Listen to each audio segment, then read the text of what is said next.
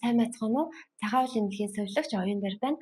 Та бүхэндээ өнөөдөр зах үйл өвчний талаар мэдээлэл хүргэхээр бэлтгэлье.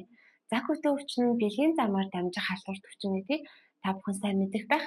Жилдээ 150-аас 180 сая орчим хүн уг өвчнөөр өвдөж эмчлүүлсэн гэсэн тоон баримт байдаг.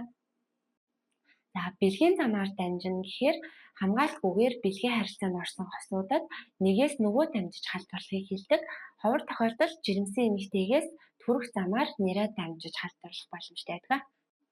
Халдвартай хүнтэй хамгаалалтгүйгээр бэлгийн харилцаанд орсноос хойш эрэгтэйд 3 хоног байдаг бол эмэгтэйд арай хожуу буюу 5 хоногийн дараагаас шинж тэмдгүүд илэрч эхэлдэг. Эмэгтэйчүүдэд ихэвчлэн шинж тэмдэг бүдэг илрэх тохиолдол байдаг.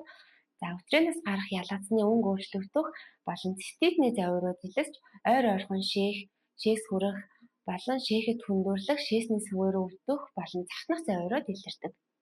Эмчлэхгүй удаан явснаар умай, өндгөгч, давсах бөөрийн өрөвсөл үүсгэж арцгийн хөндийн архаг өвдөлт, умайн гадуурх жирэмслэл, өргүйдэлд хүргэдэг бол эрэгтэйчүүдэд шээсний сүгээс идээрхийг ялгацс гарах, шээх үед хорсох, цавь давсгаар өвдөх завиурууд илэрдэг. Эмчилгээ хийлгэхгүй удаан явснаар түрүү булчирхай, төмсгөний дайврын өрөвсөл, давсах бөөрийн өрөвсөл болон өргүйдэл үүсгэх хороо чанартай өвчин юм.